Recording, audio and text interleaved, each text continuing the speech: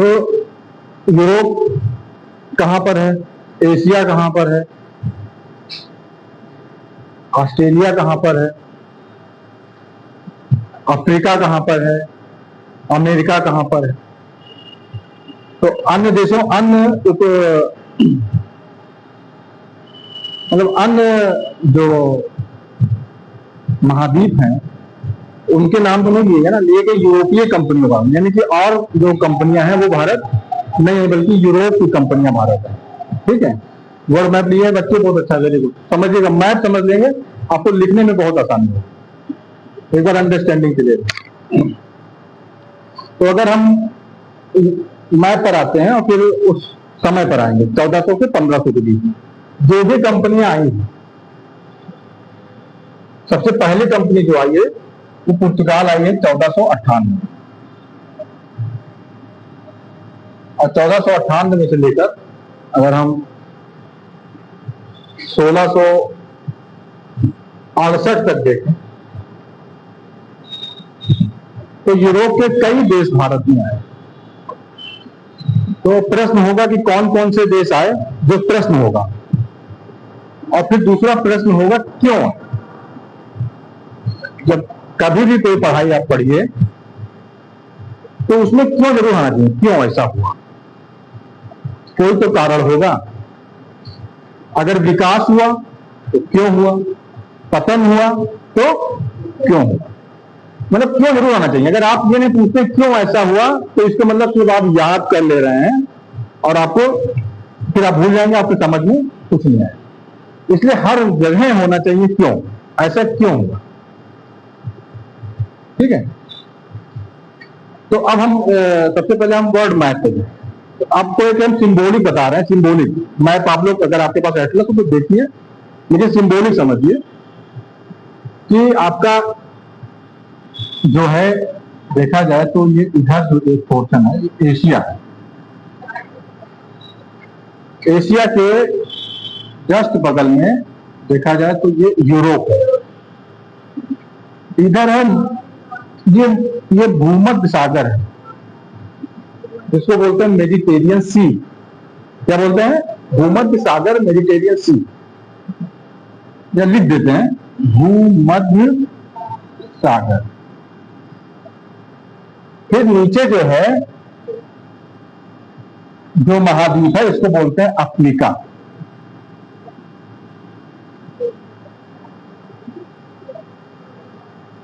Asia तो बहुत बड़ा महाद्वीप है, पूरे विश्व का सबसे बड़ा महाद्वीप एशिया है। एशिया को और थोड़ा सा हम बड़ा कर लेते हैं, इस तरह का। एशिया को ही 3-4 भागों में बांटा गया है।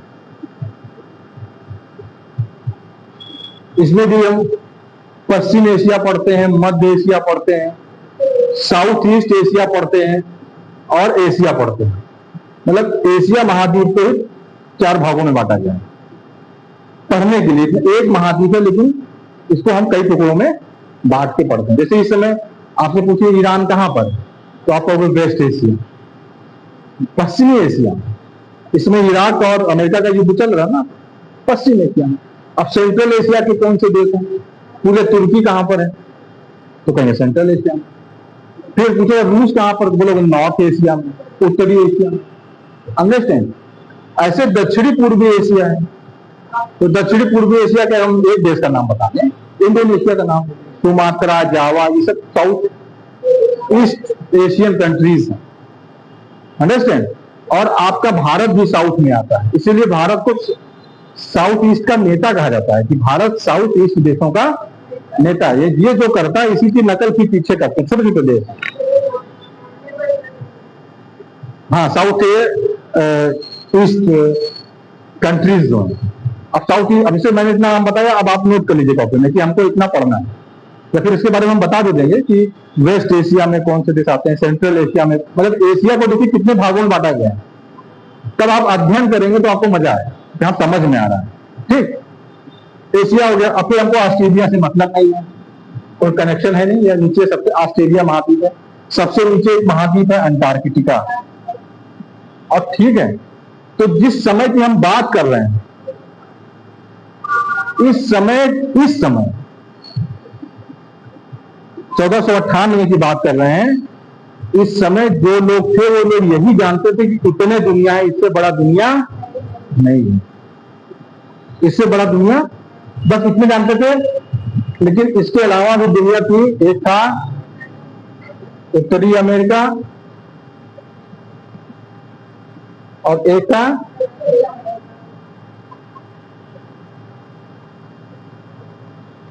ये लोग आप जानते होंगे, लेकिन हम देश पढ़ाना शुरू कर रहे हैं क्यों पे हैं कि क्यों का जवाब दे रहे हैं कि आखिर क्यों आए यूरोपीय कंपनी हमारे देश में। अब देखिए, अगर एशिया में देखें तो नीचे यहां पर देखेंगे तो यहां पर अगर ये मान लीजिए भारत है, ये मान लीजिए क्या है, इंडिया है। मैप देखते रहिएगा, अगर आपके पास मैप है तो देखते रहिएगा। और नीचे यहां साउथ कंट्रीज है। और तो ये जो पानी है इसको बोलते हैं हिंद महासागर।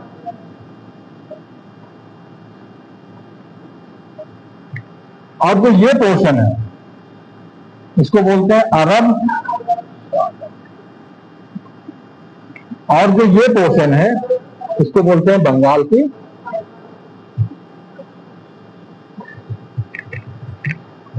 अब हम 1498 से पहले चलते हैं कि ये यूरोप है। अब यूरोप से व्यापार जो होता था, ट्रेड जो होता था, एशिया और यूरोप, ये क्या है, यूरोप। और एशिया में यहीं पर इसको बोलते हैं, हम कह देते हैं कि अरे ऑटोमन साम्राज्य बोल देते हैं। तुर्की साम्राज्य को पहले ऑटोमन साम्राज्य बोलते हैं, ऑटोमन साम्राज्य।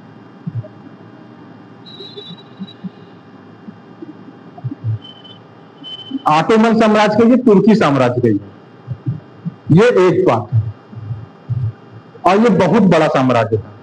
आज तुम्हारे जितने देश, तुम्हारे ईरान, इराक या सऊदी अरबिया, कुवैत और मतलब अरब कंट्रीज के जितने तुम्हारे देश, जो छोटे छोटे देश हैं, ये सारे देश ऑटोमन साम्राज्य के अंग थे।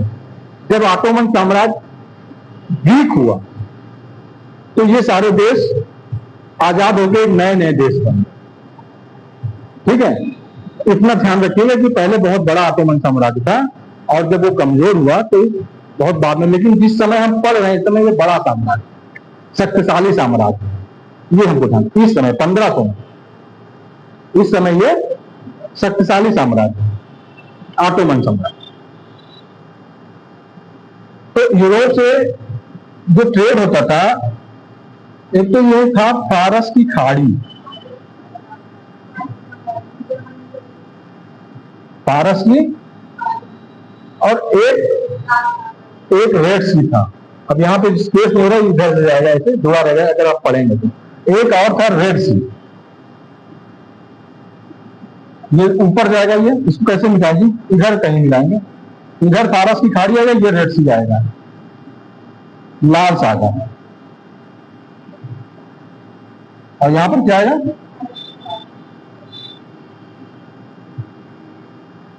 यानी कि व्यापार हो रहा था, व्यापार एशिया के साथ में और यूरोप का व्यापार हो रहा था। किस रास्ते से हो रहा है ये आपको ध्यान रखना है। व्यापार हो रहा था इस रास्ते से, यूरोप के लोग आते थे फारस की खाड़ी से, और ये इस खाड़ी में आके और फिर रूट, मतलब कह सकते हैं कि लैंड रूट से आकर व्यापार करते थे। और चूंकि यहां पर एशिया में, एशिया के साउथ ईस्ट एशिया में और भारत में जो पैदा होता था सबसे अच्छी चीज वो थी स्पाइसेस। स्पाइसेस और प्रेशियस मेटल, बहुमूल्य मेटल का मतलब धातु जो होते हैं, इसको प्रेशियस मेटल बोलते हैं। प्रेशियस मेटल, स्पाइसेस, मसाले और सूती कपड़ा, सूती वस्त्र। और तुम पूरा पढ़ोगे, इसके बाद मुगल काल पढ़ोगे, ब्रिटिश काल पढ़ोगे, भारत से ही कच्चा माल पहले तो पक्का जाता था, फिर कच्चा सूती और फिर वहीं से बन के आता था। यानी कि यहाँ प्रोडक्शन हमेशा कॉटन का, और इसके अलावा एक प्रोडक्शन और रेशम। ये आप 4 चीज लिखिए, आप नोट्स में लिख रहे हैं तो लिखते रहिए कि ये व्यापार जो प्रीशियस मेटल का, अब इसको आपको लिखते रहना चाहिए कि अब तक बोल रहे हैं तो कि ये व्यापार प्रीशियस मेटल, रेशम, और जैसे हम बोलते रहे कि कहाँ कहाँ कितना इसमें लिखेंगे क्या, और ऐसे लिखाया भी जाए क्या? आप लिखिए भी कि बहुमूल्य धातुएं और रेशम, सूती कपड़ा, और चौथा जो है मसाले, स्पाइसेस। ये चीजें यूरोप के लोग आते थे और यहां से ट्रेड करके, ये ऑटोमन साम्राज्य यानी अरब कंट्री से होते हुए और व्यापार करके फिर लेके चले जाते थे। और दूसरा था कि ये लोग रेड सी के रास्ते, भूमध्य सागर में आते थे, फिर रेड सी में आते थे, और रेड सी के माध्यम से आते थे और जल मार्ग के द्वारा व्यापार करते थे और ले जाते थे। यानी कि जहाज भी था, पैदल भी आते थे, और आयात और निर्यात होता रहता था। अंडरस्टैंड? इतना क्लियर हो गया? मतलब हो रहा। अब कौन सी ऐसी वजह हुई कि ये व्यापार बंद हुआ? ऐसा कौन सा वजह हुआ? अब फिर आप लोग ऐसा कौन सा कारण हुआ कि ये इस व्यापार को, इस रास्ते को बंद कर दिया किसने? अब आपके दिमाग में फिर प्रश्न उठेगा कि आखिर कौन सा ऐसा कारण था? क्या जी देर हो गया क्या? तो रोज ऐसे पढ़ाओगे तो कैसे भागोगी, तो कैसे काम चलेगा? फिर प्रश्न है कि ऐसा क्या हो गया कि जिसकी वजह से ये रूट, जो व्यापार के रूट थे, ये बंद हो गए। ठीक, तो ऐसा क्या था? अब इसको इरेज करें, इतना क्लियर? इरेज कैसे करें इसको? क्या आज का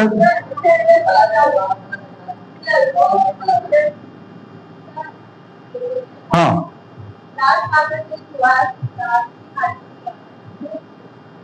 तो दोनों रास्ते ना, जैसे तुमको कॉलेज जाना है तो तुम कंपनी बाग से घूम के आ सकती हो, कंपनी बाग से भी, और सीधे चौक बढ़े बनते चले, जिसको जहां से इजी पड़े। मतलब 2 रास्ते थे, यूरोप से आने के 2 रास्ते थे। एक फारस की खाड़ी से होके, और आपको बता दें फारस की खाड़ी से आज वर्तमान समय में भी फारस की खाड़ी से आते हैं तो एक स्टेट पड़ता है जलडमरू मध्य, जिसको बोलते हैं होर्मुज। और होर्मुज तो आप लोगों ने इस समय तो बिल्कुल सुन लिया होगा, बहुत अच्छे से सुन लिया होगा, होर्मुज। उस समय भी होर्मुज का बहुत उतना बड़ा इंपॉर्टेंस था जितना इंपॉर्टेंस अगर होर्मुज को कोई कैप्चर कर ले तो उधर से कोई यात्रा इधर नहीं आ सकता है। ईरान ने होर्मुज को कैप्चर कर रखा है इस समय। अमेरिका बहुत चाहता है कि हम कैप्चर कर लें, लेकिन ईरान लड़ रहा है, करा नहीं करने देंगे। उस समय भी होर्मुज का बड़ा इंपॉर्टेंस। तो हुआ क्या? अब हुआ क्या? हुआ यह कि 1453, अब तुमको फिर थोड़ा रिलीजन पे ले जाते हैं, हिंदू, ईसाई और मुस्लिम, ईसाई और इस्लाम। यूरोप कंट्री जो था वो ईसाई था, और जो इधर ऑटोमन साम्राज्य था वो इस्लाम था। और इन दोनों के बीच में ईसाई में भी 2 साम्राज्य थे। इसको बांट दें तो 2 साम्राज्य, इसका केंद्र यूनान था और इसका केंद्र रोम था। इधर को रोमन साम्राज्य बोलते थे, इसको बाइजेंटाइन साम्राज्य बोलते थे, और ये ईसाई थे दोनों। बाइजेंटाइन साम्राज्य इसका यूनान केंद्र था, और इसका जो यूनान का जो केंद्र था, इसमें एक कंट्री है जिसका नाम है कस्तुनतुनिया, अब उसको इस्तांबुल बोलते हैं। ठीक है, अब उसको इस्तांबुल, ये सब यूनान की पोर्शन में आता है। लेकिन हम 1453 से भी पहले देखेंगे तो करीब 1200, 1300, 100 साल उनके बीच में युद्ध चलता रहा।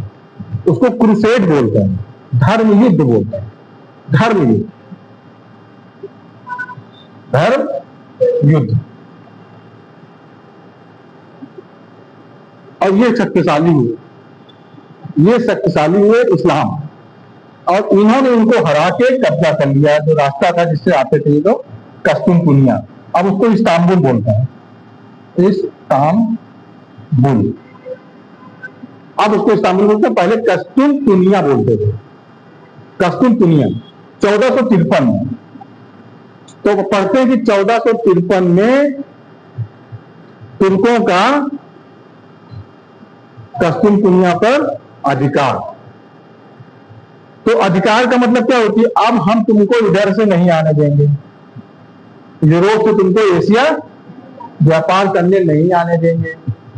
अब यहां पर क्या है कि यहां पर भी मामला चल रहा है। 1453 में देखेंगे तो जब ये लोग यहाँ, जब ये मारे गए इधर के लोग, तो यहाँ के बहुत से बताते हैं वहां पुनर्जागरण हुआ। यहां से गए, यहां गए रोम में, इटली में गए, और वहां पुनर्जागरण हुआ। इनको अपनी प्राचीन सभ्यता और संस्कृति के बारे में पता चला, तो ये फिर अपने पुनर्जागरण मतलब अपनी पुरातन सभ्यता संस्कृति को फिर से महान बनाना चाहते थे। और दूसरी बात, जो सबसे इंपॉर्टेंट बात है, कि इस्लाम के फॉलोअर्स की संख्या बढ़ती जा रही थी। तो ये चाहते थे कि हम अब बैलेंस करें, लोगों को ईसाई बनाएं, वरना ईसाई कम हो जाएंगे, इस्लाम के फॉलोअर ज्यादा हो जाएंगे, पहला कारण। और दूसरा कारण कि वहां पर भी कैथोलिक और प्रोटेस्टेंटों के बीच में झगड़ा चल रहा है। देखो, तुमको हम पूरा बैकग्राउंड बता रहे हैं, तब हम टॉपिक पे आएंगे अभी कि तुमको क्यों का जवाब बता रहे हैं, क्यों आए, इसका मैं जवाब बता रहा हूं, क्यों आए। तो यूरोप में कैथोलिक थे और प्रोटेस्टेंट थे।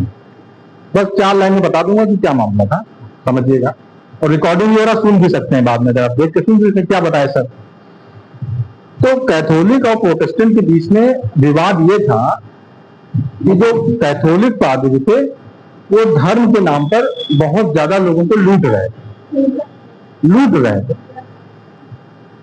तो वहां पर जर्मनी में एक पैदा हुआ आदमी जिसका नाम था मार्टिन लूथर। तो उसने जब देखा इनकी लूट को, तो उसने कहा कि ठीक नहीं है लूटना इसका, और तुम कौन होते लूटने वाला? तुम ईश्वर तो हो नहीं, तुमको मैं ईश्वर नहीं मानता हूं, तुम ईश्वर और हमारे के बीच में होते हैं।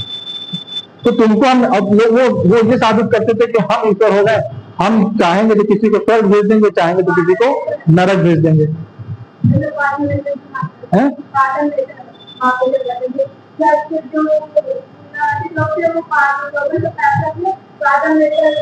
हाँ, उस पैसे को इंटेलिजेंस बोलते हैं, इंटेलिजेंस बोलते थे उस पैसे। इंटेलिजेंस खरीदो, पाप मोचन पत्र बोलते थे, और तुम्हारा पाप खत्म हो जाएगा। तो जब वहां पर पुनर्जागरण के बाद जो पुनर्जागरण हुआ, उसके बाद धर्म सुधार आंदोलन हुआ कि हमको ईसा मसीह की पूजा करनी है, तो तुमको हम बीच में नहीं रखेंगे, हम डायरेक्ट ईश्वर की पूजा करेंगे, तुमको बीच में नहीं लाएंगे। किसको? पादरी को, पोप को, सबको हटाएंगे। इसी को बोलते हैं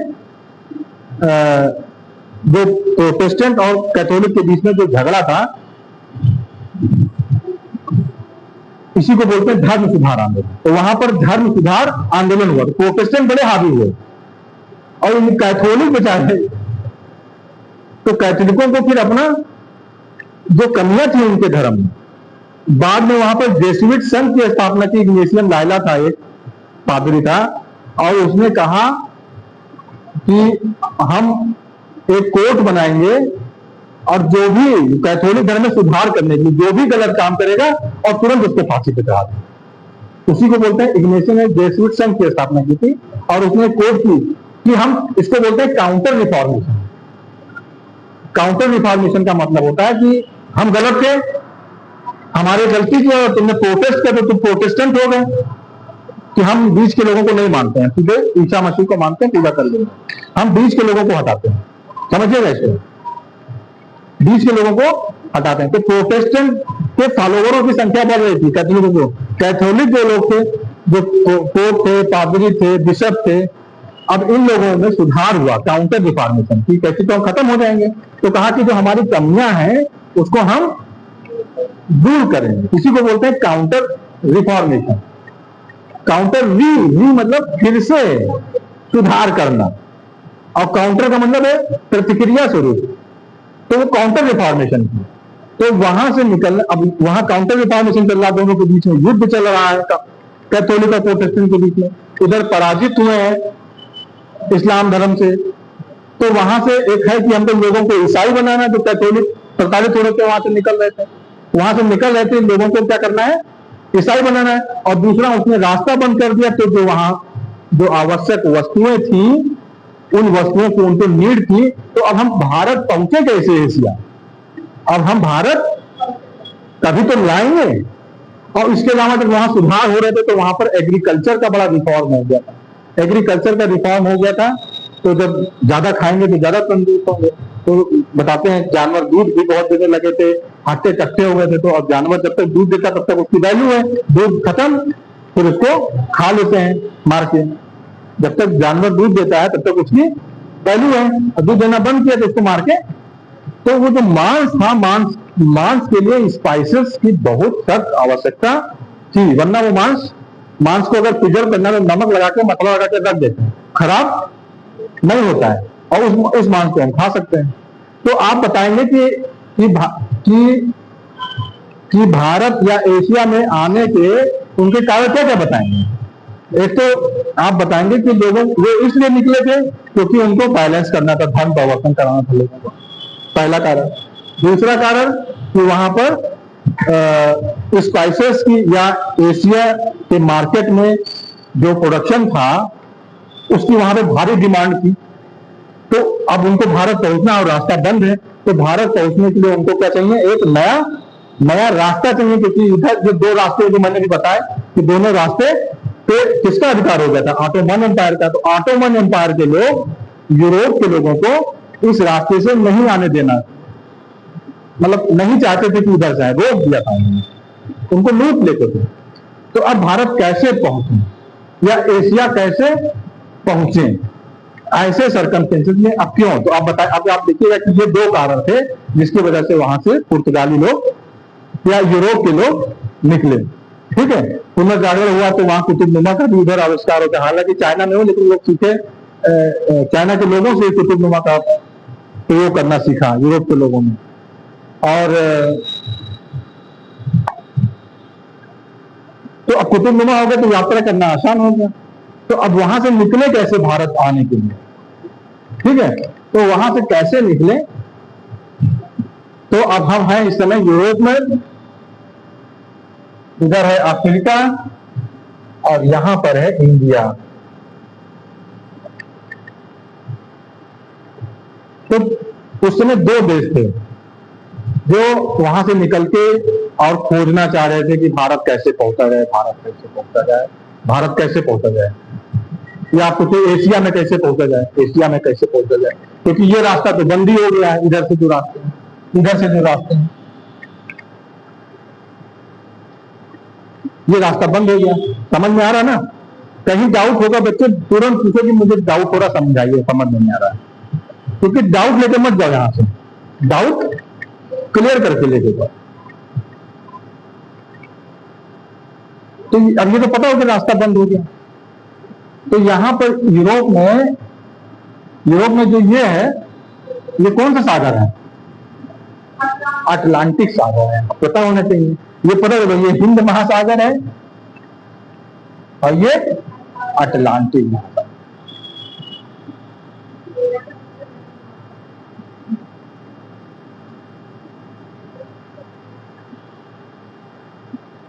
तो इनको ये पता था कि दुनिया गोल है, पहले तो पता ही नहीं था दुनिया गोल है। जैसे जब बताया ना तो वो तो कहते थे दुनिया गोल नहीं, दुनिया चौकोर है, लेकिन मानते नहीं थे। किताब में लिखा हुआ कि दुनिया, मतलब किताब में लिखा हुआ दुनिया चौकोर है। तो बड़े बड़े वैज्ञानिकों ने कहा कि नहीं, तो मानते नहीं थे, कहते थे बाइबल में लिखा ही नहीं मानेंगे, नहीं मानते थे। तो वो खुद ही अपने आप को ईश्वर मानते थे, तभी तो प्रोटेस्ट हुआ। जैसे अभी भारत में यदि कोई आपको धर्मांध बना दे, अंधा बना दे धर्म के नाम पर, तो अगर आपके अंदर जिज्ञासा नहीं होगी तो आप अंधे बन ही जाओगे, लेकिन अंधे बनने से कोई फायदा है? आपको प्रश्न करना है ना कि आखिर ऐसा क्यों, क्यों कह रहे हैं? तो अगर उसका फायदा है तो ठीक है, और फायदा नहीं है तो बेकार है। ये चीज ध्यान में रखना। तो यहाँ पर स्पेन, इसी देखेंगे मैप में तो स्पेन और पुर्तगाल दोनों वहीं पर हैं, स्पेन एंड पुर्तगाल। तो इन दो देशों ने इन दो देशों के राजाओं ने कहा कि अब हमें भारत पहुंचने के लिए, एशिया पहुंचने के लिए नए रास्ते खोजने हैं। देखिए ना, अभी इंग्लैंड का नाम है, इंग्लैंड का नाम सुन रहे हैं, लेकिन अभी इंग्लैंड का कोई नाम आ रहा है? कोई नाम नहीं आ रहा। हम 1498 पर हैं और 1453 में कब्जा हुआ। 1453 से रास्ता बंद हुआ और खोजा कब है? 1400, यानी कि बीच का जो पीरियड है, कितना साल हो गया? लगभग 50 साल, लगभग 50 साल मान लो, या 47 साल मान लो। तो 47 साल तक इन लोगों ने प्रयास किया है कि कैसे भारत पहुंचा जाए। 47 साल तक वो लोग बिना मसाले के रहे, बिना मसाले के रहे। तो पुर्तगाल में एक शासक था जिसका नाम था हेनरी द नेविगेटर। वो बड़ा इंटरेस्टेड था। स्पेन में भी वहां की रानी थी इसाबेला, और एक उसके शासक का नाम था इमैनुअल, विक्टर इमैनुअल और इसाबेला। हालांकि इसे पूछा नहीं जाता, लेकिन आप जाने दीजिए, ये लोग भारत पहुंचने के नए मार्ग की खोज करना चाहते थे, कैसे पहुंचे। तो पुर्तगाल हेनरी ने अपॉइंट किया एक व्यक्ति को कि लेकर जाए। तो वो यहां से चला तो, लेकिन वहीं तक पहुंचा, आगे नहीं पहुंच पाया। फिर हेनरी के बाद एक आए जॉन।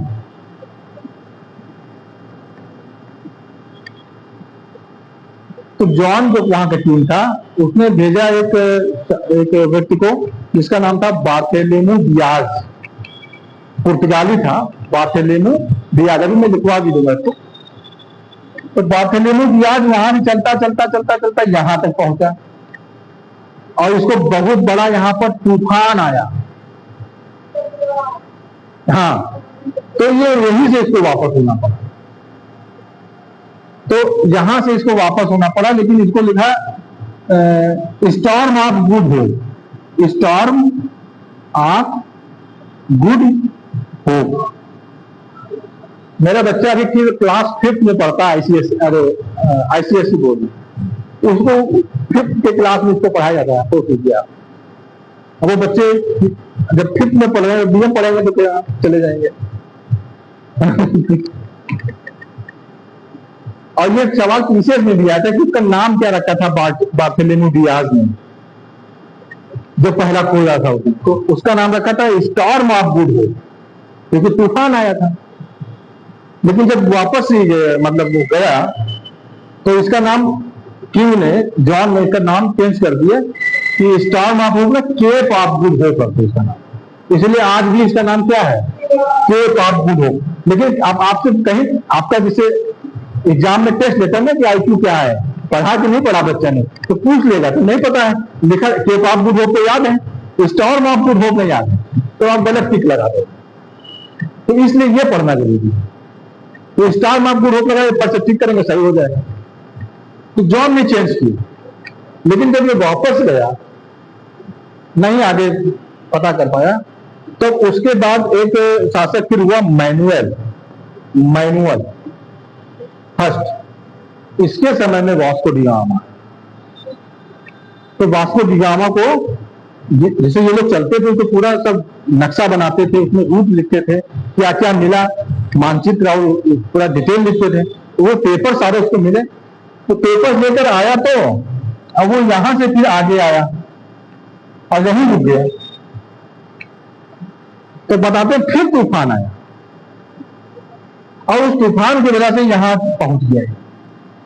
और जो पहुंचा उस समय यहां पर एक जगह है मेडागास्कर या मोजाम्बिक बोलते हैं उसको। जब यहां एक देश है मेडागास्कर, द्वीप है, अब तो देश है उसको, मेडागास्कर, मोजाम्बिक भी बोलते हैं उसको। यहां जब वो पहुंचा उसी आंधी की वजह से, तो यहां पर उसने भारतीय नावों को देख लिया, नाविकों को देख लिया कि यहां पर हैं भारतीय नाविक।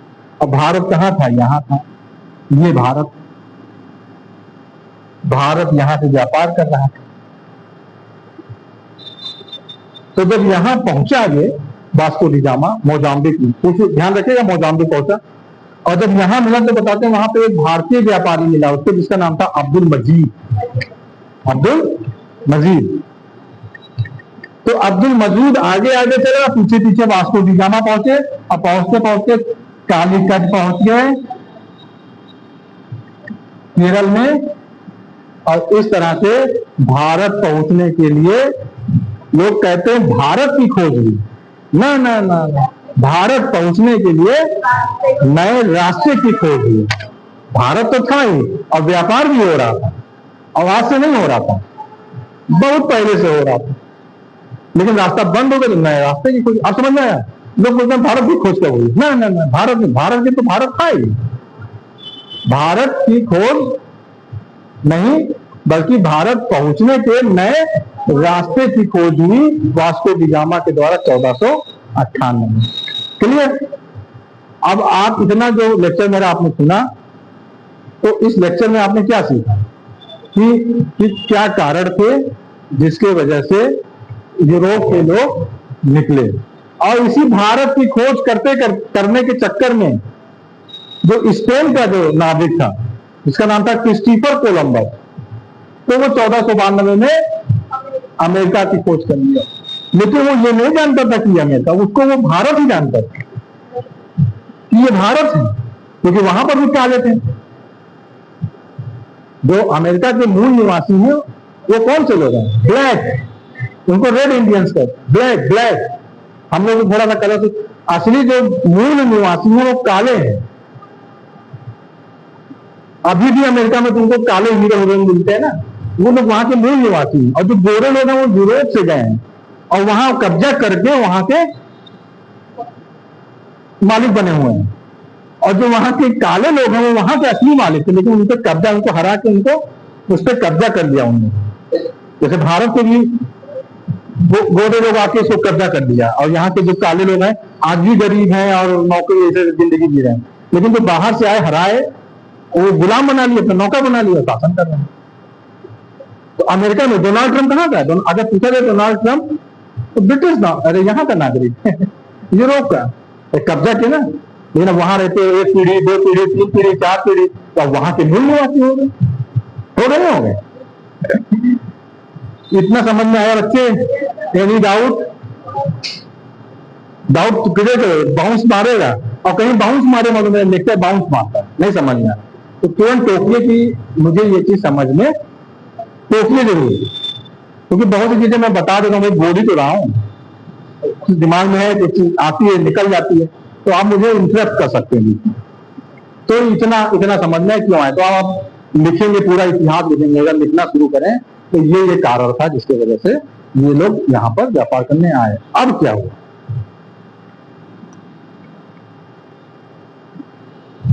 अब भारत में कौन कौन आया इस पर चर्चा कर लें, तब फिर थोड़ा पुर्तगाल आज खत्म कर देंगे, तो बहुत टाइम लग जाएगा। सबसे पहले आया पुर्तगाल। पुर्तगाल के बाद कौन आया है? हाँ, डच के बाद कौन आया? अब इंग्लैंड है, हाँ, डेनमार्क। उसके बाद नहीं भाई, इंग्लैंड, और इसके बाद फ्रांसीसी। अब देखो ये 1 नंबर का प्रश्न है किसी भी कंपटीशन में, ये लिख लो। कंपटीशन में प्रश्न क्या आएगा, इसको उल्टा सीधा कर देगा, अब बोलेगा सिस्टमेटिक लगाइए कि पहले कौन आया, बाद में कौन आया, उसके बाद कौन आया, उसके बाद कौन आया। तो ये इसलिए पूछता है कि बच्चे ने ध्यान से पढ़ा है कि नहीं पढ़ा, समझ रही हो? और ये प्रश्न कई बार आ चुका है। अगर आप कोई previous year question paper solve करेंगे किसी भी कंपटीशन का, पीसीएस का, या फिर बहुत सारे वनडे एग्जाम होते हैं, हिस्ट्री के प्रश्न आते हैं इसमें, इस तरह के प्रश्न, इसको बोलते हैं क्रोनोलॉजी सेट कीजिए। क्रोनोलॉजी कि पहले कौन आया, उसके बाद कौन आया, उसके बाद कौन आया, कौन आया। और अब जो क्वेश्चन पेपर आते हैं वो क्रोनोलॉजी पर ही आते हैं, क्योंकि अब जो पेपर बनाता है उसका ये मानना है। और दूसरा बात, एआई का जमाना आ गया है, तो जो बताते हैं जो फैक्चुअल क्वेश्चन होते हैं उसका फट से आंसर मिल गया, फट से आंसर लगा देता है। और जो कॉन्सेप्चुअल क्वेश्चन होता है जिसमें क्रोनोलॉजी सेट करनी होती है, वो वही कर पाएगा, वो एआई भी नहीं कर पाएगा तुरंत। वो जो पूरा सिस्टमेटिक पढ़ा होगा, नोट्स बनाया होगा, तो उसको पता होगा नहीं पहले ये हुआ, पहले ये हुआ, उसके बाद ये हुआ, उसके बाद ये हुआ, और वो उसी को डिसऑर्डर कर देगा। अब बोलेगा ऑर्डर में लगाइए। तो आप लोग जब भी पढ़ाई करें, जैसे इतना मैंने पढ़ाया ऑर्डर, तो इसको जो भी पढ़ाया इसको ऑर्डर में पढ़ना है। अब क्या हुआ, अब क्या हुआ, अब क्या हुआ, अब क्या हुआ, ठीक। तो ये है। तो अब पुर्तगाली सबसे पहले आया। अब पुर्तगाली में वास्को डी गामा आया और भारत में इसका स्वागत किया। भारत हम लोग कहते हैं, फिर समझिए, इसको अंग्रेज भी कहो भैया, इंग्लैंड का हो चाहे अंग्रेज का हो चाहे ब्रिटिश का हो, एक बात है, चाहे ब्रिटिश का हो चाहे इंग्लैंड का हो और चाहे अंग्रेज का हो। अभी भारत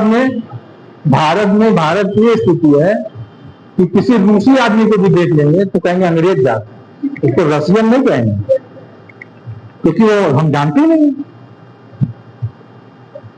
किसी विदेशी को देख लेंगे, विदेशी माने अंग्रेज। अरे विदेशी में जर्मन हो सकता है, फ्रांसीसी हो सकता है, पुर्तगाली हो सकता है, स्पेनिश हो सकता है, डेन हो सकता है, डच जिसको बोलते हैं, हो सकता नहीं हो सकता है, लेकिन हम जानते क्या है, अंग्रेज। अभी बहुत लोग घूमने जाते हैं, हम देखते हैं, अरे लाल किला चले जाए, आगरा, विदेश से बहुत लोग आते हैं ना, श्रावस्ती है, देखिए कोई गोरा आदमी अंग्रेजों आवा पता। अब इससे क्या आपको पता करना है किस कंट्री से है, तो वो होगा ना, उस कंट्री को बताएंगे, इस कंट्री का वो आदमी। तो ये सब चीजें सीखना पड़ेगा आपको। आप बहुत बड़ी परीक्षा की तैयारी कर रहे हैं, छोटी मोटी परीक्षा की नहीं, बहुत बड़ी परीक्षा। हम साहब बनेंगे, मैडम बनेंगे, लोग आपको साहब कहेंगे और मैडम कहेंगे, ठीक है। तो बहुत बड़ा बहुत बड़ा नहीं, शार्प दिमाग चाहिए। शार्प का मतलब तेज दिमाग चाहिए। चलो फिर आगे बढ़ते हैं। शार्प मतलब तेज होता है, हमको बहुत तेज निर्णय लेना हो, समझना और निर्णय लेना। और ये पढ़ना मतलब, इतिहास पढ़ाने का मतलब है कि आपको बहुत फास्ट निर्णय लेना, हर चीज समझते हुए फास्ट निर्णय लेना, शार्प करना अपने मन। तो सबसे पहले पुर्तगाली है, तो हम तुमको पढ़ाएंगे 1500 से लेकर 1600 के बीच में, इस 100 साल में। क्योंकि इस 100 साल में ना ये आए थे, ना ये आए थे, ना ये आए थे, ना ये आए, ये अकेले थे, ये अकेले बादशाह थे। अब फिर प्रश्न होगा किस चीज के बादशाह थे। ये बादशाह थे हिंद महासागर के। तो बादशाह किसके थे, अब कैसे थे इसको समझना, ठीक है। क्योंकि जैसे अभी कहते हैं ना कि बादशाह है ईरान, खाड़ी देशों से पेट्रोल नहीं आ रहा है, तो सारे देशों की हालत खराब है। और क्यों नहीं आ रहा है, क्योंकि ईरान आने दे, क्योंकि अमेरिका उसको परेशान कर रहा है, बम नहीं बनाने दे रहा, परमाणु बम नहीं बनाने दे रहा, मार भी दिया उसके नेता को, तो कह रहा हम नहीं आने देंगे किसी का, और जो आएगा उसको मार देंगे। कंट्रोल किए हुए होर्मुज को, और होर्मुज से अगर पेट्रोल नहीं आ रहा तो हम एशिया के बहुत सारे देश हैं कि हम पेट्रोल के बिना, हमारे यहाँ एनर्जी अगर नहीं रहेगी तो हम सारा व्यापार ट्रेड सब ठप हो जाएगा, और उसका असर हम लोग देख ही रहे हैं। अब हम लोग देख ही रहे हैं, तो कितना इंपॉर्टेंट है होर्मुज। और होर्मुज आज से नहीं इंपॉर्टेंट है, उस जमाने से इंपॉर्टेंट है, जिस समय से पढ़ना, ठीक है। तो सिर्फ एक होर्मुज का मतलब क्या है, होर्मुज को बोलते हैं स्ट्रेट ऑफ होर्मुज, ये जल डमरू मध्य है। ऐसे एक और होर्मुज है, उसको बोलते हैं मलक्का, उसको बोलते हैं मलक्का। हाँ, इंडोनेशिया मलेशिया के बीच में है, मलक्का है स्ट्रेट।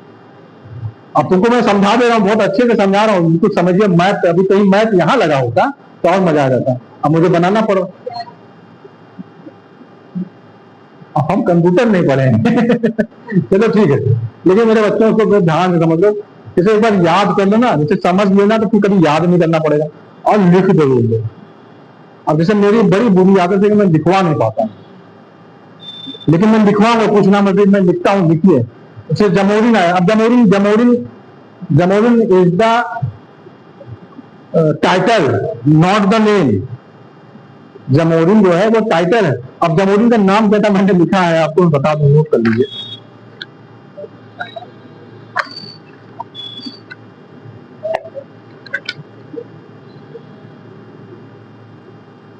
उसका नाम था नेदिये नेदिये रूपू स्वरूपम, हिंदू राजा था कालीकट का। नेदिये रूपू लिख दिया, ये इंग्लिश में लिख दूं?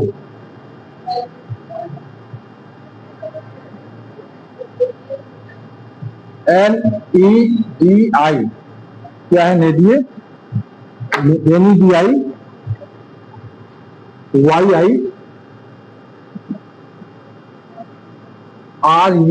YIRUPPU, इसका नाम है स्वरूपम।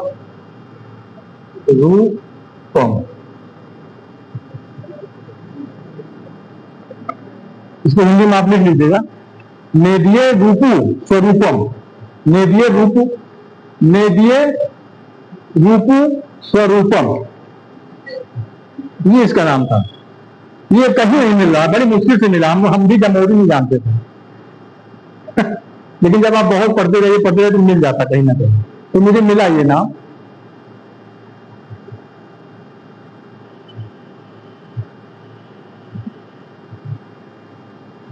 और इसको बोलते हैं मतलब इसको समूथरी कहा करते थे वहां के लोग, समूथरी। और समूथरी का मतलब होता है हेड ऑफ द हाउस, घर का जो मुखिया होता है उसको समूथरी बोलते हैं।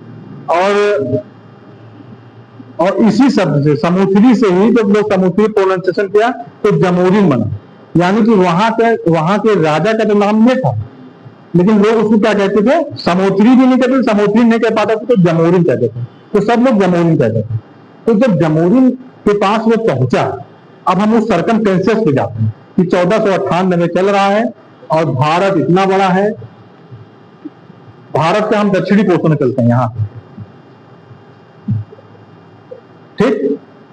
इंडिया का मैप देख रहे हैं ना, ये दक्षिण भारत है, ठीक?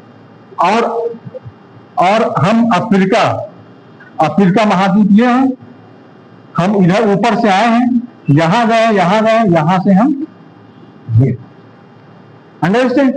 ये तो समझ रहे हो ना, ये रास्ता समझ रहे हो ना, ये मेडिटेरियन सी है, ऊपर यूरोप है, यहां से इसे आए, ये आए, ये आए, ये आए, ये आए, ये आए, ये आए, ये आए, ये आए, ये आए, और यहां पहुंचे। अब हम तुमसे ये कह रहे हैं, हम लोग कहते हैं भारत भारत भारत भारत, लेकिन कोई भारत नहीं था इस समय, छोटे छोटे टुकड़ों में बटा हुआ था भारत।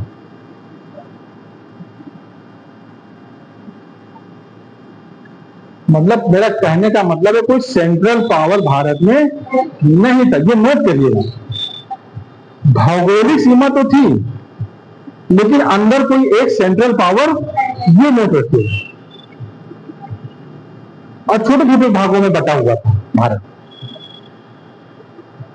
ठीक? तो जब ये यहां आया व्यापार करने के लिए, तो यहां का जमोरी ने इसको परमिशन दे दिया, लेकिन इसको देखा क्या कि यहां पर हम देखते हैं तो यूरोप है, ये पूरा इधर ये एशिया ही है पूरा, इधर यूरोप से आइए तो फारस की खाड़ी, लाल सागर, तो जो ये पोर्शन है ये तो अरब है ना, ऑटोमन साम्राज्य का, तो उन्होंने जो मौका कि तुमको इधर ले जाना, लेकिन इस अरब सागर में और इस हिंद महासागर में तो व्यापार हो ही रहा था, ये अरब के लोग व्यापार कर रहे हैं, व्यापार को हम कहते हैं, अरब के लोग व्यापार कर रहे थे अरब सागर के माध्यम से यहां, और यहां से सामान ले जाकर अरब में बेच रहे हैं, इस तरह व्यापार। और इनका रास्ता बंद हो गया और ये बेचारे नहीं आ पा रहे, तो 50-60 साल लगा घूम के इधर पहुंचे। तो देखा कि यहाँ पर भारत के साथ में तो व्यापार हो रहा है, अरब के लोग व्यापार कर रहे हैं, हम लोग नहीं कर पाए। और यहाँ के राजा ने कहा कि ठीक है आप व्यापार करिए, हम आपको नहीं रोकते हैं। स्वागत किया वास्को डी गामा का और कहा ठीक है आप व्यापार करिए। तो यहाँ से ये ढेर सारा सामान खरीदे और सामान खरीदे यहाँ से, मसाला और जो भी खरीदना था, और ये वापस फिर यहीं से पुर्तगाल चले गए। और पुर्तगाल जब गए तो जो उसका आने जाने का जितना खर्चा था उसको निकालने के बाद, मतलब जो खर्चा था उससे 60 गुना ज्यादा उसको फायदा हो गया।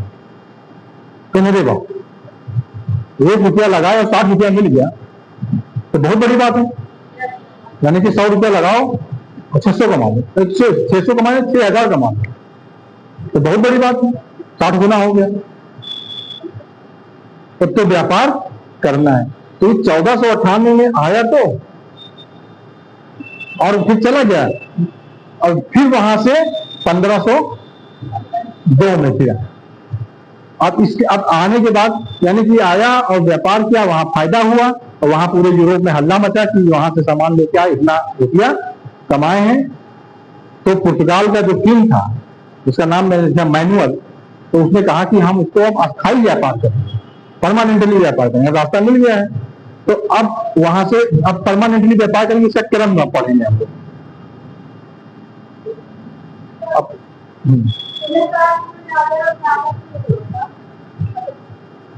हाँ आप वेरी गुड। फायदा क्यों होगा? जैसे यहाँ से जो सामान खरीदेंगे और वहां डिमांड थी, और जब ये वहां लेकर माल पहुंचे तो इनको जो रेट बताएंगे उस रेट में बिक गया, खरीद लिया लोगों ने, तो प्रॉफिट हुआ ना। और कोई चीज आप लोग सुनते होंगे कि कहीं जैसे कि जिस चीज की कमी होती है और उसकी डिमांड होती है तो उसकी वैल्यू बढ़ जाती है। इस वजह से तो वहां डिमांड तो थी और कमी थी, मिल ही नहीं रहा था, और ये लेके पहुंच गए। तो पहली बात तो लोग जानते नहीं थे कि कोई नया रास्ता, नया खोज ही तो है। जैसे आज कोई वैज्ञानिक आविष्कार हो गया तो उससे सबको फायदा होता है। जैसे अब वैज्ञानिक आविष्कार का मतलब है, आप ये देखिए इंटरनेट ही आ गया तो सबको फायदा हो रहा नहीं हो रहा। यह वैज्ञानिक आविष्कार सबको फायदा का मतलब है कि दवाई बन गई तो सबको फायदा हो रहा है। तो हम जानते ही नहीं थे कि कोई नया रास्ता, नया आविष्कार हुआ, और नया आविष्कार हुआ तो नया फायदा। तो अभी देखो फायदा तो सिर्फ पुर्तगाल ले रहा है। मेरा कहने का मतलब है कि ये 100 साल जो मैंने बताया आपको, यहां से 1500 से लेकर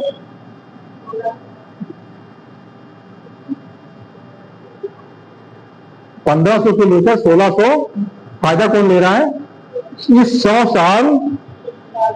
100 साल हिंद महासागर, अरब सागर और बंगाल की खाड़ी, इन जगहों पर मोनोपोली थी। किसकी? पुर्तगालियों की मोनोपोली थी। मोनोपोली में समझती हो? एकाधिकार थी। अब उसमें भारत की स्थिति क्या था? 1500 से 1600 बीच में भारत की स्थिति क्या थी? उसमें भारत की स्थिति ये थी कि 1500 में लोधी वंश का शासन था और 1526 में पानीपत का युद्ध हुआ। यानी कि दिल्ली कमजोर थी, और दिल्ली कमजोर थी तो छोटे छोटे बहुत सारे राज्य थे इंडिपेंडेंट। और फिर दिल्ली बाबर जीता, बाबर मर गया, शेरशाह सूरी आया, हुमायूं आए, अकबर आए 1542 में, पैदा हुआ 1542। 1556 में अकबर, पानीपत का सेकेंड वॉर हुआ और 1605 तक वो पीटा, फिर सबको जोड़ा। लेकिन सबको जोड़ा फिर आपको यहाँ ध्यान रखना, इतिहास पढ़ने में ध्यान रखें कि अकबर ने मतलब उत्तर भारत को जोड़ा, उत्तर भारत को जोड़ा मतलब एक शासन के अंतर्गत लेके आया, केंद्रीय सरकार के अंदर अकबर लेकर आया। ठीक है, लेकिन जब ध्यान रखिए मैंने यहाँ पे लिखा है उत्तर भारत, ना कि दक्षिण भारत। दक्षिण भारत बच्चे, दक्षिण भारत स्वतंत्र, इसको अकबर भी नहीं जीत पाया, और इसीलिए मैंने नीचे का नक्शा बनाया। और तुमको बता दूं, एकाधिकार का मतलब होता है कि अकबर भी चाहता था कि हम अपने लोगों को मक्का भेज दें, तो गुजरात से भेजेगा ना। सबसे पहले अकबर ने ही 1570 में देखा था समुद्र, क्योंकि जहाज यहां गुजरात से जाता था मक्का के लिए, तो अकबर को भी टैक्स देना पड़ता था, क्योंकि अकबर जानता था कि अगर लड़ेंगे तो हम हार जाएंगे, क्योंकि इनकी जो नौसेना है वो हमसे, हमारे पास तो हम जमीन पे लड़ सकते हैं, पानी में कौन जीत जाएगा? पुर्तगाली जीत जाएंगे, क्योंकि इनकी नौसेना, जो इनके जहाज है, जो इनके सैनिक है, जो इनके पास हथियार है, वो हमसे ज्यादा अच्छे पावरफुल है। तो अकबर भी नहीं लड़ा इनसे, पुर्तगालियों से, और वो कहते थे कि तुमको अगर जाना है इसमें तो हमको टैक्स दो। अकबर ने टैक्स दिया, उसको बोलते हैं कार्टेज आर्मेडा व्यवस्था। इसी को मैं समझा रहा हूं, मैं तुमको यही समझा रहा हूं कि 100 साल में क्या हुआ। यानी मैं तुम्हें, अब तुमको ये समझ लेना है कि इस 100 सालों में 1500 से लेकर 1600 के बीच में उत्तर भारत में तो 1500 मान के चलिए 56 के बाद से 1500 पानीपत तक होती है, 1556 से लेकर अकबर की डेथ हुई 1605, यहां तक तो सेंट्रलाइज गवर्नमेंट थी, ठीक है, उत्तर भारत में। लेकिन दक्षिण भारत में स्वतंत्र छोटे छोटे देश थे। अरे बच्चे, अगर इसको समझ गए ना तो बहुत विद्वान हो जाओगे, बहुत विद्वान हो जाओगे कि जो कब्जा हुआ भारत के ऊपर अंग्रेजों का, वो नीचे से हुआ, ऐसे ऐसे ऐसे ऐसे फिर पूरा ऊपर कब्जा कर दिया।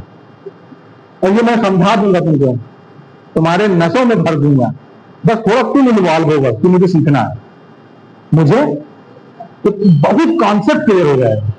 क्योंकि देखो, ये जो भी आ रहे हैं, जो नीचे आ रहे हैं ना, पानी के माध्यम से, समुद्र के माध्यम से, और यही धीरे धीरे ये अपने आप को स्टैब्लिश करेंगे। और फिर स्टैब्लिश करने के बाद जब ये कमजोर होंगे, तो इनके पूरे साम्राज्य को ये कब्जा कर लेंगे, और हम गुलाम हो जाएंगे। किसके? अंग्रेजों के। ठीक है, पुर्तगालियों में गुलाम नहीं हुए।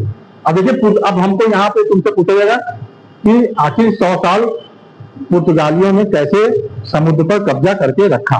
ठीक, अब समुद्र पर कैसे कब्जा करके रखा, ये तो सब तो क्लियर हो गया। कालीकट,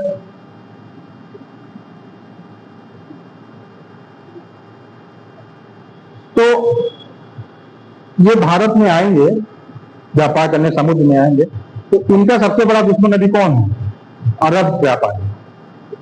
अरब व्यापारी इनके सबसे बड़े दुश्मन है। ये अरब व्यापारियों, अरब व्यापार, लड़ाई पहले से चल रही है, तुमको बताया, इस्लाम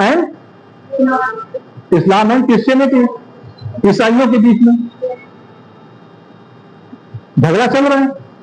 जब यहां ये स्टैब्लिश हुए हैं, सबसे ज्यादा मुसलमानों को परेशान किए दक्षिण भारत में, क्योंकि जो ये तुम एरिया देख रहे हो दक्षिण भारत का, ये क्योंकि अरब व्यापारी, तो अरब लोग यहाँ, अरबी मुसलमान यहाँ बस भी गए थे, और अरब के मुसलमान जो बसे थे और जो भारत के हिंदू थे, इनके बीच में क्या हुआ? वैवाहिक संबंध हुआ, शादी हुआ, और इसीलिए उनसे जो बच्चे पैदा हुए उनको मोपला कहते हैं, मोपला। और तुम लोग आगे इतिहास पढ़ोगे तो मोपला विद्रोह पढ़ोगे। तो पूछेंगे मोपला किसको कहते हैं, तो बताओगे कि मोपला जो अरब व्यापारी आकर जो बसे थे मलाबार तट पर। हाँ, ये भी तो तुमको एक चीज और बताना भूल गए, भूगोल बताना है। जैसे तुम ये देख रही हो साउथ इंडिया, साउथ इंडिया देख रहे हो ना, बनाते चलो, लिखते चलो, तो इसको, ये जो पोर्शन है यहाँ का इतना, इसको बोलते हैं मालाबार तट, मालाबार कोस्टल एरिया। और जितने तुम्हारे जो वो होंगे, क्या कहते हैं, जहां पे शिप आके रुकती है, डकयार्ड, डकयार्ड को हिंदी में क्या कहते हैं? बंदरगाह। जितने बंदरगाह में इसी किनारे तो होंगे, तो इसी मालाबार तट पर। और इस तट को क्या बोलते हैं? इसको कोरोमंडल बोलते हैं, कोरोमंडल तट। ये सब तो भूगोल अगर पढ़ते हुए जानते होंगे। तो ये तट है कोरोमंडल तट, और ये है मलाबार तट। ठीक है, तो तुमको यही बता रहा हूं कि, और मैंने तुमको बताया कि व्यापार अरब के साथ में तो हो ही जाता, वो तो बंद ही नहीं हुआ। तो अरब के लोग जो व्यापार करते तो यहाँ आके बस भी जाते थे, और यहाँ के जो हिंदू होते थे उनके उनके यहाँ पे मस्जिदें भी बनी, और यहाँ पर मिक्सअप भी हुआ, शादी विवाह हुआ, उनसे बच्चे पैदा हुए, जो बच्चे पैदा हुए उनको क्या बोलते थे? मोपला। मोपला ये क्योंकि अरब के बच्चे पैदा हुए थे, मोपला मुसलमान उनको बोलते हैं, अरबी बच्चे। ठीक है, ये ध्यान रखना, ये तुम्हारे इतिहास में आगे चल के फिर काम आएगा। तो गांधी जी पढ़ोगे, और गांधी जी के समय मोपला विद्रोह हुआ, तो तुमको जो मोपला कौन थे तुमको फट से पता रहेगा कि अरब व्यापारी और हिंदू के बीच में जो वैवाहिक संबंध है, उनसे जो बच्चे पैदा हुए थे उनको मोपला कहते हैं। ठीक, चलिए अब हम फिर आते हैं उसी पे रहते हैं हम लोग अपने टॉपिक पर 100 साल पे। तो सबसे पहले कौन आया? Vasco D gamma. Vasco D gamma के बारे में अगर क्वेश्चन आता है, वास्को डी गामा 3 बार भारत आया।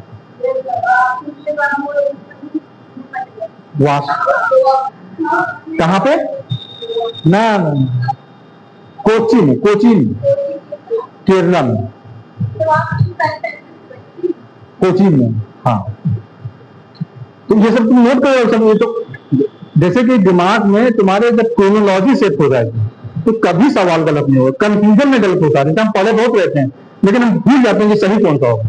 अब तुमको पता है कि 1500 से 1600 के बीच में सिर्फ पुर्तगाली आएंगे, तो कोई भी सवाल आएगा तो तुम्हारा गलत। अब उसी में कहीं ब्रिटिश को डाल दिया, उसी में कहीं डच को डाल दिया, तो तुम्हारा। तो अब ये इसी को बोलते हैं कि एक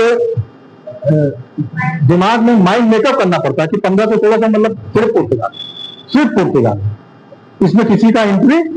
और पुर्तगाली के दुश्मन सिर्फ होंगे अरब, सिर्फ अरब ट्रेडर्स जो होंगे, और इनके बीच में संघर्ष होगा। या तो फिर भारत के जो व्यापारी होंगे या भारत के जो किंग होंगे।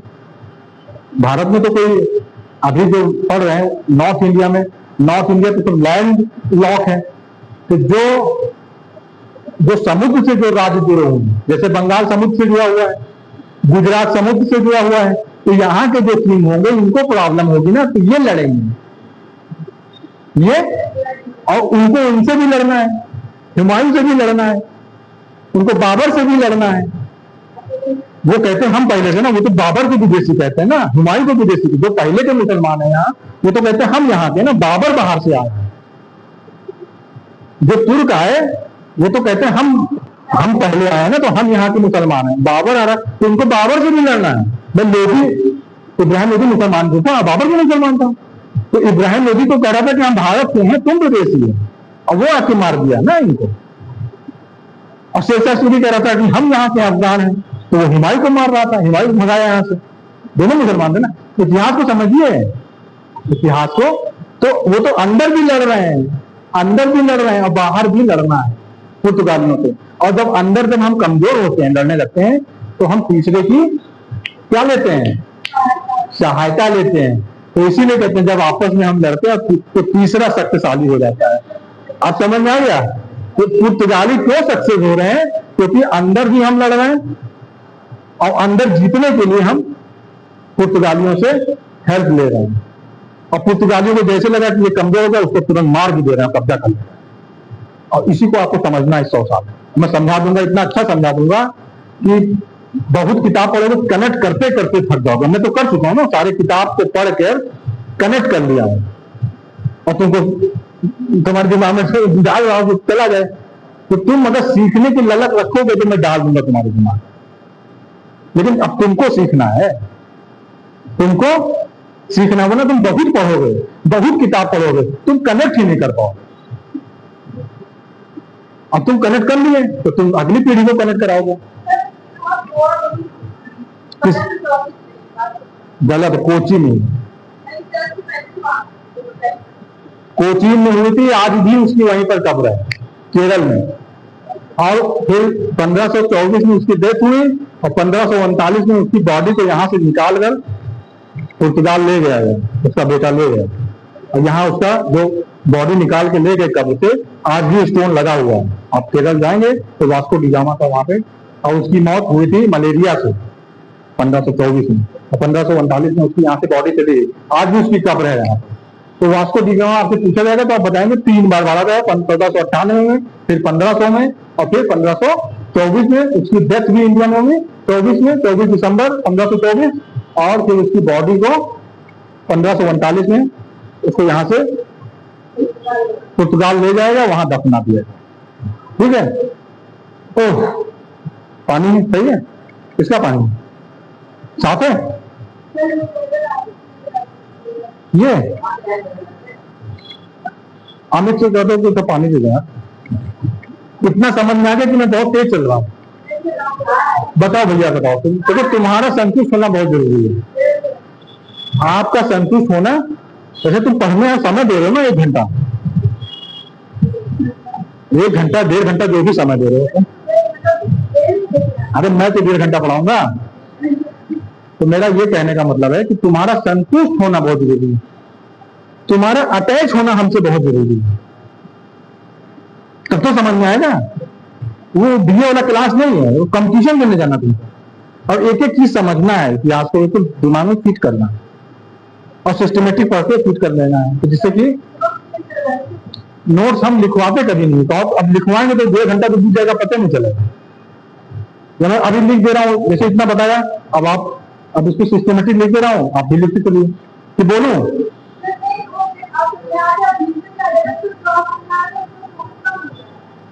अच्छा, ये चीज हो जाता है।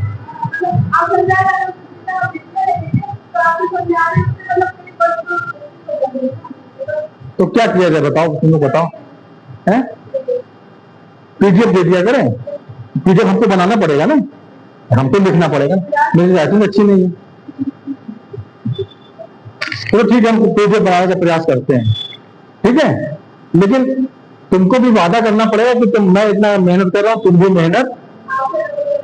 हाँ, और मुझसे प्रश्न जरूर पूछो कि क्यों सर, क्यों ऐसा, क्यों हुआ, कैसे हुआ, क्योंकि तुम्हारी अंडरस्टैंडिंग होनी। ये पानी हमारे लिए था, ला रहे थे पानी। अरे छोड़ो, हम पी ले रहे हैं, साफ है ना ये पानी।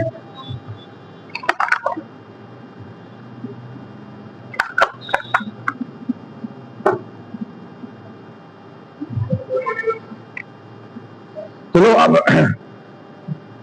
तो सबसे पहला टर्म जो है वास्को डी गामा, मैंने बताया कि 1498 में आया और फिर वापस गया। अब वो गया तो क्या क्या हुआ उसे बता दिया ना। अब सेकेंड टर्म पढ़ते क्या होता है। दूसरी बार जो आता है कैब्राल आता है। अब ये पहला है, अब हम चलते हैं सिस्टमेटिक। दूसरी बार कैब्राल,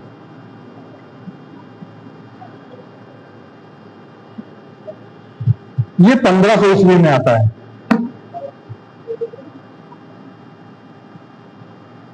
1500 से 1501, करीब 1 साल रहता था इस सेकंड। और इसके आने के बाद सबसे बड़ी जो रिजल्ट है इसका, कि इसने अरब सागर में जो अरब व्यापारियों के जहाज थे, उन जहाजों को इसने डुबो दिया, और डुबो दिया अरब सागर में। मतलब वो नहीं चाहते थे कि अरब के लोग व्यापार करेंगे। अरब सागर के व्यापारियों के जहाजों को डूब दिया, लूट लिया, और लूट का बहुत सारा माल जमोरीन को भी दिया इसने, और जमोरीन को देने के बाद वो वापस लौट गए। तो ये इसका 1 साल के शासन काल में आपको यही समझना है। पहला,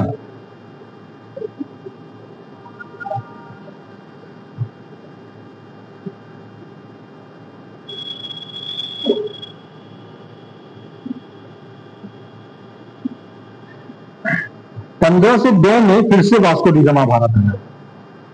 देखो नंबर 3, फिर से वास्को डी गामा।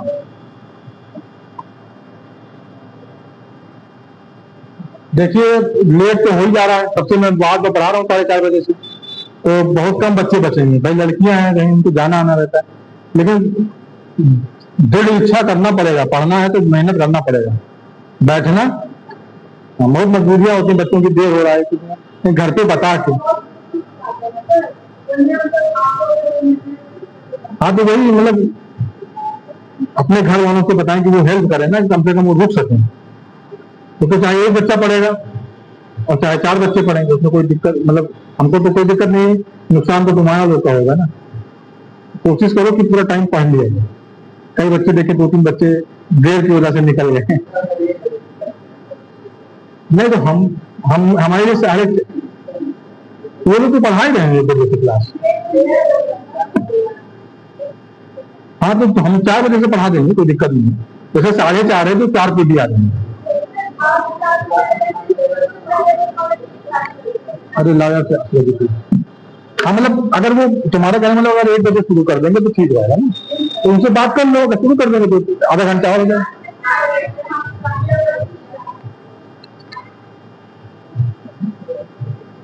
चलिए ठीक है, ये क्रम नोट करते चलिए आप। फर्स्ट हो गया, 2 हो गया।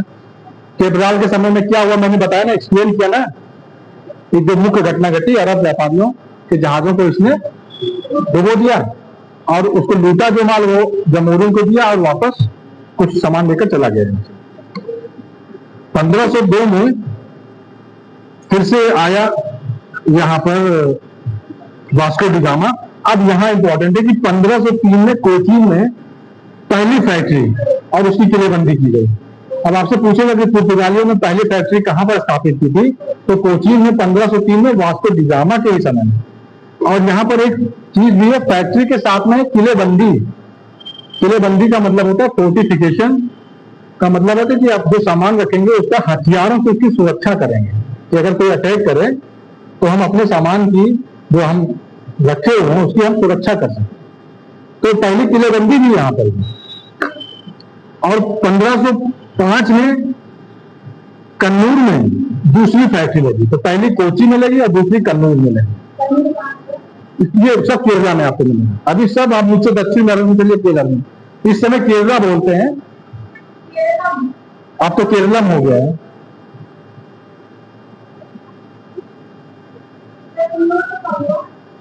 हाँ कन्नूर बोलते हैं, कन्नूर।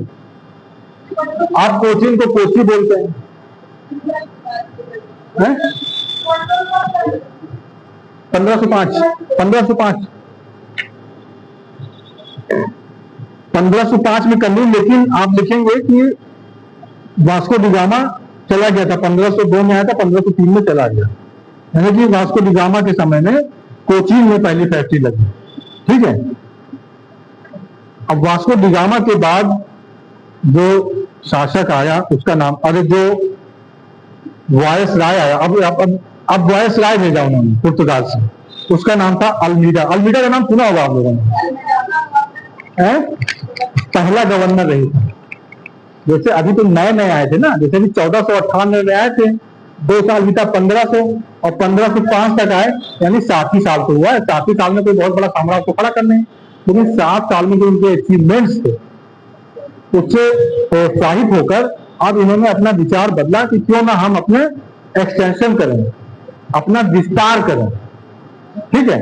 तो अब इन्होंने अपना वायस भेजा, उसका नाम था फ्रांसिसो दा अल्मीडा।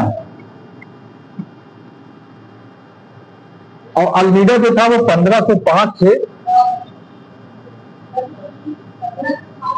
तो मिटेगा नहीं, 1505 से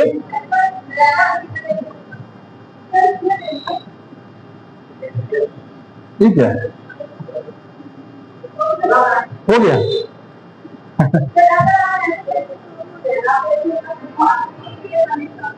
अच्छा ठीक ठीक, अरे हम धीरे आ जाएगा, हम भूल जाते हैं ना।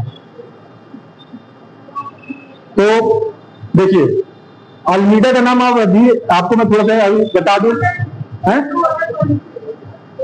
नहीं नहीं, आपने पिक्चर देखी होगी, कुछ कुछ होता है उसमें, जब वो समर वेकेशन होता है ना तो बच्चे वहां जाते हैं, तो वो अल्मीडा का गाना कहते हैं, मैं अल्मीडा हूं, और गोवा में ही जाता है। ठीक है। तो इसी अल्मीडा की बात कर रहा हूं उस पिक्चर में जो। ठीक है। तो अब अल्मीडा जब आए और वायसराय बनकर आएगा, वायसराय बनकर आएगा, तो यानी वायसराय बन के आया है, तो इसके मतलब उसके दिमाग में है कि हमें पूरा कंट्रोल करना है। अब कंट्रोल कैसे करना है? जब वो कंट्रोल कैसे करना है कि सबसे पहले उसको कैप्चर करना है,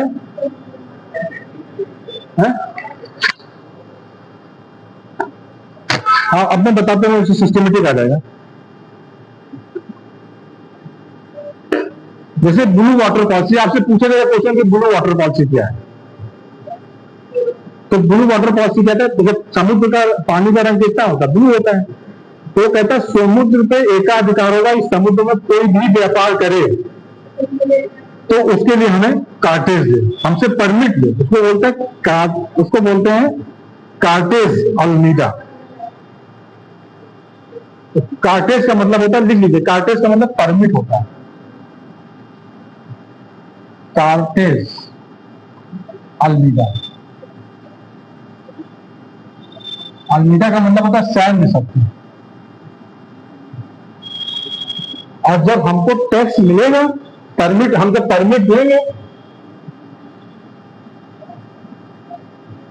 जब हम परमिट देंगे तो उसकी रक्षा भी करेंगे अपने सैन्य। लेकिन जितनी चीज की परमिट देंगे उतने का व्यापार कर सकते हैं, जो चीज हम परमिशन देंगे। और अगर अपने मन से व्यापार करेंगे तो हम लूट लेंगे किसी को व्यापार करने। इसी को बोलते हैं एकाधिकार। तो एकाधिकार की शुरुआत यहां से हो रही, 1505 से लेकर 1509 के बीच, ब्लू वाटर पॉलिसी। इसीलिए blue water policy, blue water policy ये बहुत इंपॉर्टेंट है। अभी तक क्वेश्चन जितने बनेंगे, 2-3 क्वेश्चन मैंने बताया ना, तो ये क्वेश्चन आ सकता है। पहले डिसऑर्डर वाला ऑर्डर में, दूसरा कब पहली फैक्ट्री स्थापित हुई, 2 हो गया, और तीसरा ब्लू वाटर पॉलिसी, ये किसके समय और क्या है ब्लू वाटर पॉलिसी। लिख देंगे, 4 ऑप्शन दे देंगे, आपको टिक लगाना रहेगा। ठीक है,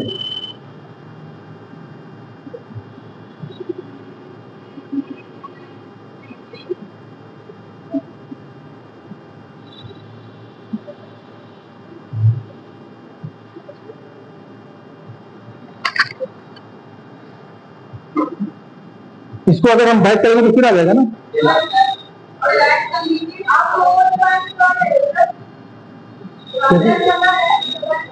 ये अच्छा, तो यहाँ का अच्छा स्लाइड आ रहा है ना। हाँ मैं समझ गया। वेरी गुड, पूरा मोबाइल ही है यार। अब तुमको मैं फिर थोड़ा सा इतिहास में फिर चलता हूँ, ठीक है। और थोड़ा सा इतिहास बताना भी पड़ेगा, 110 दिन लानी, सब बच्चों को जो हो रहा हूँ। तो अभी तो बहुत टाइम है ना, तो मेरे घर में 5 बज रहा है।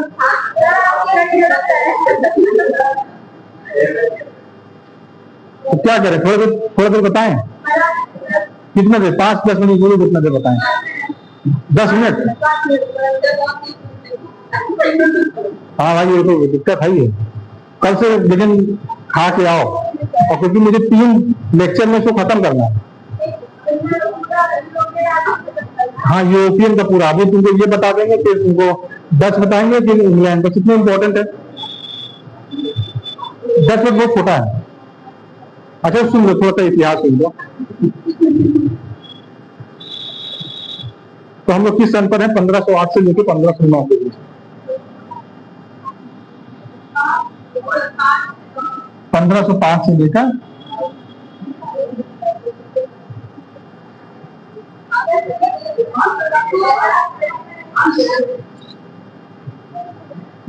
1505 से 1509, इसे नया जमाना आ गया। चलो, हाँ जी, अच्छा ये रेडियो भी रखा हुआ, ठीक। तो अब तो ठीक है। अब तुमको थोड़ा सा मैं इतिहास बताता हूँ 9 के लिए। 1505 से 1509 का जो पोर्शन था, इस समय यहां दिल्ली में लोधी वंश का शासन था। 5 मिनट बोलो, 5 मिनट पे बैठो, देर हो जाएगा हैं? तो जाओ 5 मिनट में खत्म कर देते।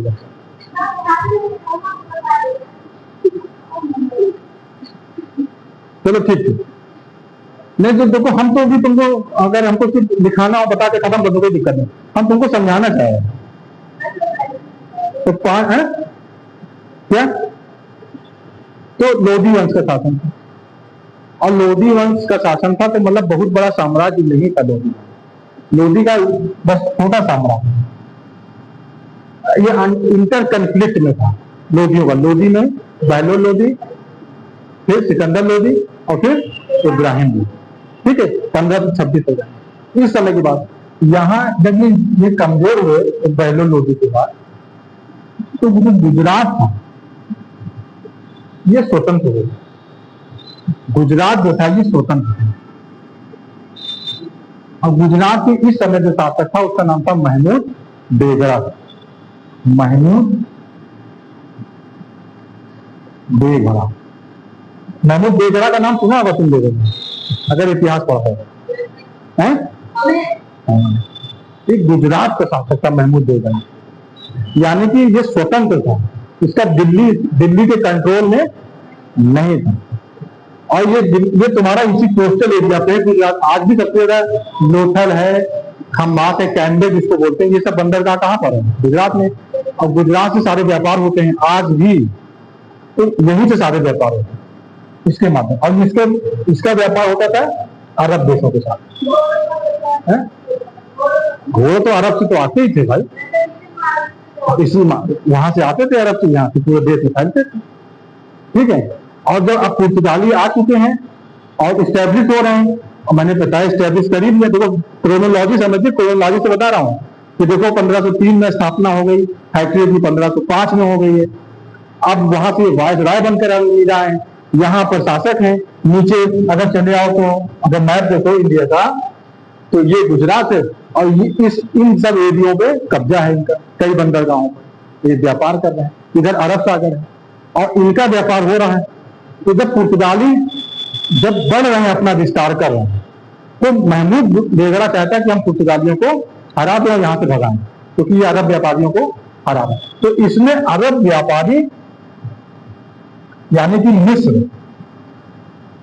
मिस्र और प्लस, उसको नोट कीजिएगा, इसको नोट करिए कि ये 1505 से 1509 के बीच का बता रहा हूं, अलमीडा के समय में, अलमीडा के समय का बता रहा हूं। तुमको मैंने अंदर से बता दिया कि यहाँ पे लोधी थे, कमजोर थे, ये स्वतंत्र थे, इनका व्यापार होता था अरब के साथ में। पुर्तगालियों को पसंद नहीं था, पुर्तगाली अपना एक्सटेंशन कर रहे हैं, तो परेशानी किसको हो रही? महमूद बेगड़ा को, जो कि मुसलमान है, मिस्र जो कि मुसलमान है, लेकिन धर्म को लाना पड़ेगा ना, ये ईसाई, तो इनका गठबंधन हो गया। मिस्र, गुजरात और प्लस तुर्की सेना, तुर्की के जो किराए के सैनिक मिलते थे उनको, ये तीन का गठबंधन है। तीन लोगों का गठबंधन है कि हम तीनों मिलकर पुर्तगालियों को हराएंगे और यहां से भगा देंगे। और इन तीनों ने मिलकर 1508 में युद्ध हुआ चौल के पास। चौल इसमें महाराष्ट्र में चौल एक बंदरगाह है, महाराष्ट्र के पास चौल एक बंदरगाह है। लिख लीजिए चौल, लिख लीजिए वर्तमान समय में महाराष्ट्र के पास है चौल बंदरगाह, चौल। तो यहां पर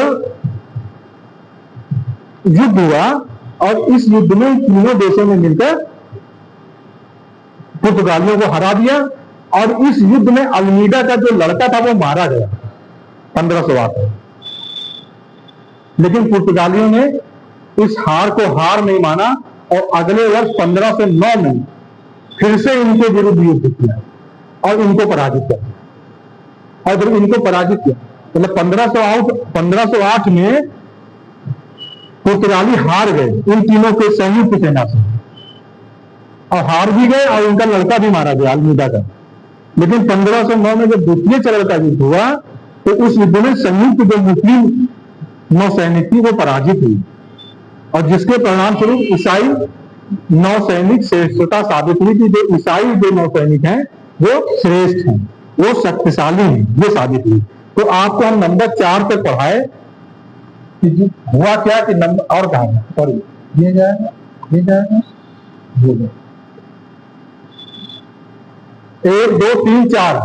यहां पे हमने तुमको फर्स्ट युद्ध बताया चौल के पास और सेकंड युद्ध बताया जिसमें पुर्तगालियों ने इनकी संयुक्त सेनाओं को, देखो लिखा हुआ है कि मुसलमानों की संयुक्त सेना को पराजित किया, ये ईसाइयों, और ये सिद्ध किया कि जो ईसाई नौसैनिक हैं वो उनकी सेना से ज्यादा सुपीरियर है। अंडरस्टैंड? तो तुमको यहां तक मैं आज खत्म कर रहा हूं। ये 4 लोगों तक पढ़ा आपने, नंबर 1, नंबर 2, आप डाल लीजिए अपने नोट्स में, नंबर 1, नंबर 2, नंबर 3, नंबर 4।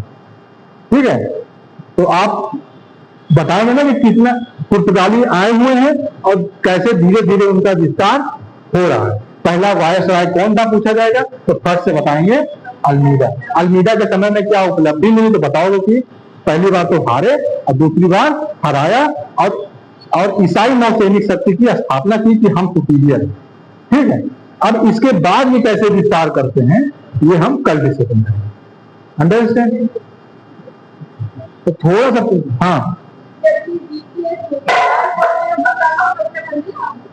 नहीं समुद्र में लड़ाई हो रही ना, बंद कर दो।